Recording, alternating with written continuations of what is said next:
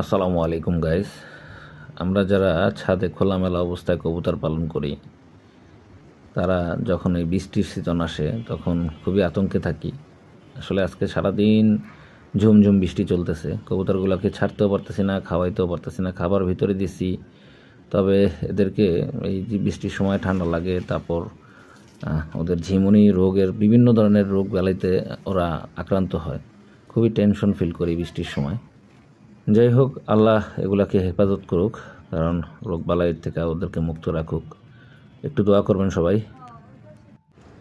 আসলে বৃষ্টি যখন হয় একদম একাধারে বৃষ্টি হইতেই থাকে, মানে কোনো কায়দাই নাই এদেরকে কিছু করার, বৃষ্টি হচ্ছেই। যাই হোক, নেচারের বিরুদ্ধে গিয়ে তো কিছু করা যাবে না। আমি একা তো আর কবুতর পালন করি না, আরও অনেক মানুষই পালন করে এবং আমার থেকে অনেক বেশি পালন করে, অনেক অনেক বেশি পালন করে। আমি তো ক্ষুদ্র অল্প কিছু কবুতর পালন করি, আমার তো মাথা ব্যথা খুবই কম, তাদের তো আরও বেশি, অনেক অনেক বেশি। যাই হোক, সবার কবুতর ভালো থাকুক, আমার জন্য দোয়া করবেন, আমার কবুতরগুলোর জন্য দোয়া করবেন।